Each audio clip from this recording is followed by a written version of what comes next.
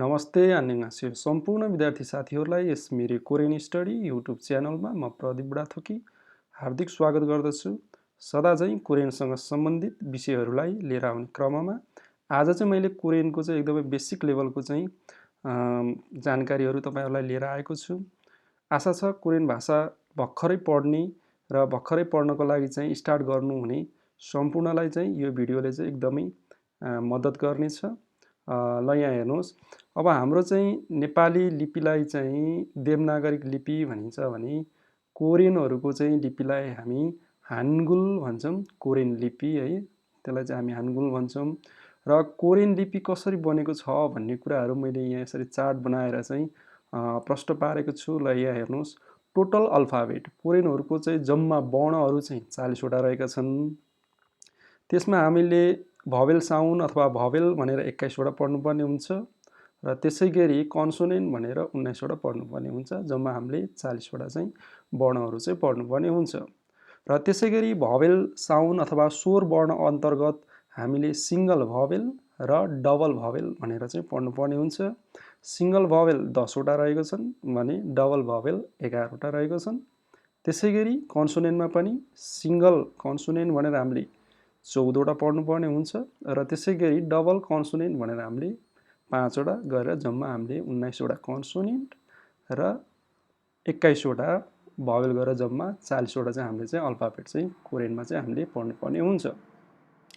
र अब यहाँ एउटा कुरा अर्को कुरा के छ भने सिंगल भवेललाई बेसिक भवेल हैन यसो पनि भनिन्छ र त्यसैगरी डबल भवेललाई सेकेन्डरी भवेल पनि भनिन्छ। मैले यहाँ तपाईहरुलाई चाहिँ इजिली चाहिँ बुझ्न सजिलो होस् भनेर सिंगल, त्यहाँ सिंगल हुन्छ सिंगल भवेल भयो, त्यहाँ डबल भवेल हुन्छ डबल है, सिंगल डबल यसो भयो भने तपाईहरुलाई चाहिँ बुझ्न सजिलो हुन्छ। र पछि नझुकिनु होला, बेसिक भवेल भन्नु सिंगल भवेल भन्नु एउटै हो, अनि डबल भवेल भन्नु सेकेन्डरी भवेल भन्नु एउटै हो। त्यसैगरी बेसिक कन्सोनेन्ट प्राइमरी कन्सोनेन्ट भन्नु एउटै हो र त्यसैगरी डबल कन्सोनेन्ट र अनि सेकेन्डरी कन्सोनेन्ट भन्नु एउटै हो है त।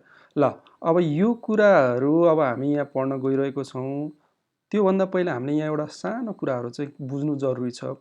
कोरियामा चाहिँ 1443 मा चाहिँ त्यहाँका राजा सेजोङ भन्नेले चाहिँ यो कोरियन लिपि अथवा हाङ्गुल चाहिँ त्यहाँ प्रतिपादन अथवा त्यहाँका भाषाविदसँग चाहिँ मिलेर चाहिँ उनले चाहिँ डेभलप गरेका थिए।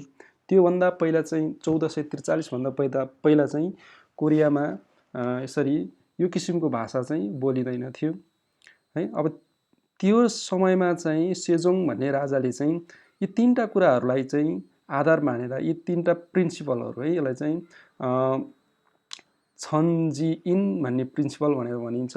यो कुरालाई चाहिँ उनले चाहिँ एउटा सिद्धान्त बनाएर चाहिँ कोरियन भाषा चाहिँ डेभलप गरेका छन्। अब त्यो के हो त, ल यहाँ हेरौँ है त। ल यहाँ हेर्नुहोस्, सुन्ना यसरी सुन्ना देख्यो भने चाहिँ उनीहरूले यसलाई चाहिँ हेभन अथवा यसलाई चाहिँ स्वर्गको चाहिँ संज्ञा दिएका छन्। त्यसैगरी यसरी सिधा धर्क तान्यो भने यसलाई ग्राउन्ड अथवा जमिन भयो, अनि सिधा धर्को यसरी ठाडो चाहिँ तानिएको देखियो भने यसलाई चाहिँ म्यान। भनेको मतलब कोरियन भाषा चाहिँ सुन्ना त्यसपछि यसरी तेर्सो धर्को र ठाडो धर्को मिलेर चाहिँ बनेको छ। तपाईले अब आगामी दिनहरुमा देख्नुहुनेछ कोरियन भाषा जहाँसुकै हेर्नुहोस् तपाईले कि त्यहाँ सुन्ना देख्नुहुन्छ कि यसरी तेर्सो धर्को देख्नुहुन्छ कि ठाडो धर्को देख्नुहुन्छ। यसलाई चाहिँ छन्जी इन प्रिन्सिपल भनेर भनिन्छ। ल अब आज चाहिँ हामीले यसरी कोरियन अल्फाबेट भित्र चाहिँ भवेलमा हामीले सिंगल भवेल 10 वटा चाहिँ आजको यस क्लासमा चाहिँ सिक्ने छौं। ल यहाँ हेर्नुहोस्, सिंगल भवेल 10 वटा रहेका छन् र यसरी सिधा धर्को है, यो माथिको म्यान लेखेको छ नि हो, यो सिधा धर्कोमा यो तेर्सो धर्को यसरी अगाडि गयो भने यसलाई चाहिँ हामीले स्वर वर्णभित्र चाहिँ अब अ भन्नुपर्छ। फेरि यसरी सिधा तानेको मान्छे, यता तानेको जमिन, मान्छे जमिन भन्ने हैन कि अब भवेल भित्र चाहिँ हामीले के भन्नु पर्यो त, अ भन्नु पर्यो। प्रिन्सिपल चाहिँ त्यो भयो, सिद्धान्त त त्यो भयो हैन। तर हामीले अब स्वर वर्णभित्र पढ्दाखेरि चाहिँ हामीले यस्तो कुरालाई के भन्नु पर्यो त, अ है त। अब यो इजी छ, यसरी अ अगाडि फर्केको अ है। त्यसैगरी दोस्रो यहाँ हेर्नुहोस्, सिंगल धर्को है, सिंगल धर्कोमा फेरि अगाडि नगइकन यो धर्को पछाडि राइट साइडमा यसरी फर्क्यो भने यसलाई चाहिँ हामीले आ भनेर चाहिँ भन्नुपर्ने हुन्छ है। आ। अब यसलाई इजिली बुझ्नको लागि चाहिँ हामीले ह्रस्व दीर्घलाई चाहिँ हामीले चाहिँ आदर बनाउन सक्छौँ। जस्तै हाम्रो अलाई आ बनाउन हामी कान्दानी कता दिन्छौँ? पछाडि दिन्छौँ नि होइन? हो, त्यसैलाई चाहिँ हामीले चाहिँ लिएर उनीहरूको चाहिँ यतापट्टि पछाडि फर्केपछि यो के हो त? आ, एउटा धर्को मात्रै है। र त्यसै गरी अर्को हेर्नुहोस् ल, यसो गरेर मास्तिर फर्क्यो ओ। हामीले ओ बनाउन हामीले कता दिन्छौँ? यो ऊ लाखे मास्तिर हो। अब उनीहरूको पनि के भयो त? ओ भयो मास्तिर फर्केको। त्यसै गरी उलाई हामी यसो गर्दाखेरि कता गर्छौँ त? यता तलतिर फर्काउँछौँ ऊ। त्यसै गरी ई भयो। अब यो चाहिँ धर्को ई भयो। स्वर वर्णभित्र चाहिँ यो ई भयो। र त्यसै गरी अब यहाँ एउटा धर्को थियो, अब यहाँ दुईटा धर्को यसरी नै अगाडि फर्क्यो भने यसलाई चाहिँ हामीले य भन्नुपर्ने हुन्छ। य है, ए होइन, बुढो जे पनि भन्ने होइन। यसको उच्चारण चाहिँ य गर्नुपर्ने हुन्छ है त। ल त्यसै गरी एउटा धर्को यता फर्क्यो भने आ हुन्थ्यो। अब यहाँ चाहिँ एउटा धर्को होइन, दुईटा धर्को यसरी पछाडि राइट साइडतिर चाहिँ फर्क्यो भने यसलाई चाहिँ हामीले या भन्नुपर्ने हुन्छ है। यलाई या बनाउन हामी कान्दानी कता दिन्छौँ? पछाडि दिन्छौँ। त्यही कारणले हामीले यहाँ यसरी बुझ्न सक्छौँ या है। अब यहाँ एउटा प्रश्न उठ्न सक्छ तपाईँहरूको, यो य या त यो त हाम्रो त कहमा छ, यो त कन्सोनेन्ट हुनुपर्ने, यहाँ त भवेलमा छ भन्नु होला। यो चाहिँ अब उनीहरूले यसरी नै बनाएको छन्, उनीहरूको भवेलभित्र छ भनेर हामीले चाहिँ बुझ्नुपर्ने हुन्छ है त। त्यसै गरी माथि फर्केको दुईटा लाइन यसरी माथि फर्क्यो भने यसलाई हामीले यो भन्नु पर्यो। र त्यसै गरी यसरी दुईटा लाइन तलतिर फर्क्यो भने यु भन्नु पर्यो। एउटा सिङ्गल लाइन मात्रै फर्क्यो भने यसलाई उ भन्नु पर्यो होइन। अब यसरी डबल लाइन तल चाहिँ फर्क्यो भने यु है। त्यसै गरी यसरी माइनस जस्तो यो धर्को देखियो भने यसलाई चाहिँ हामीले चाहिँ उ भन्नुपर्ने हुन्छ। र अब यो साउन्ड हाम्रो नेपाली उसमा छैन। अब यसलाई चाहिँ हामीले चाहिँ यसो दाँत टोकेको जस्तो गरेर उ भन्न चाहिँ सक्छौँ है त। त्यही कारणले यहाँ उको तल चाहिँ यसरी ड्यास दिएको है त। ल यसरी चाहिँ हामी कोरियनको चाहिँ सिङ्गल भवेलभित्र रहेका 10वटा भवेलहरू चाहिँ हामी चाहिँ इजिली सिक्न सक्छौँ।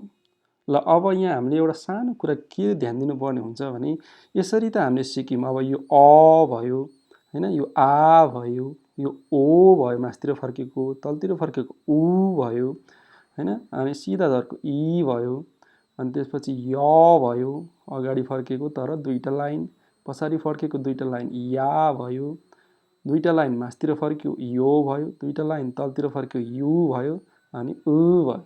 अब यहाँ हेर्नुहोस्, यो उ र यो उमा अलिकति डिफ्रेन्स छ है। यो उ भन्दाखेरि हाम्रो माउथको स्ट्रक्चर उ भन्दाखेरि के हुन्छ त? राउन्ड हुन्छ भने यो उच्चारण माइनसवाला उ उच्चारण गर्दाखेरि चाहिँ हामीले माउथको स्ट्रक्चर अलिकति फ्ल्याट अथवा दाँत टोकेको जस्तो गरेर उ भन्नुपर्ने हुन्छ है त।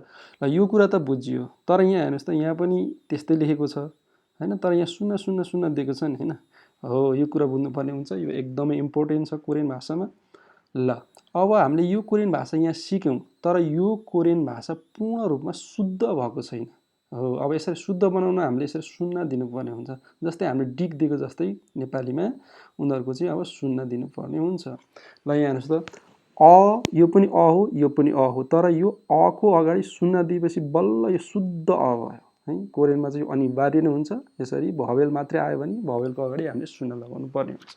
अब कुन भवेलको अगाडि कता सुन्न लगाउने भन्ने हुन्छ। सुन्न जहिले पनि भवेलको अगाडि कि माथि मात्रै लाग्छ। अब कुन कुनमा अगाडि लाग्छ, कुन कुनमा माथि लाग्छ, अब हामी यहाँ सिक्नेछौँ। ल यहाँ हेर्नुहोस्, अ य आ याको अगाडि लाग्छ है। अ य आ याको अगाडि सुन्न लगाउने अनि बल्ल यो शुद्ध भयो। अब बल्ल अब यो अ भयो है।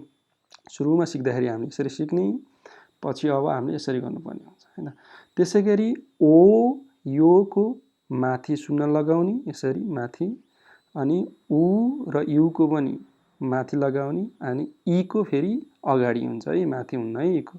त्यसै गरी उको माथि हुन्छ यसरी। अ य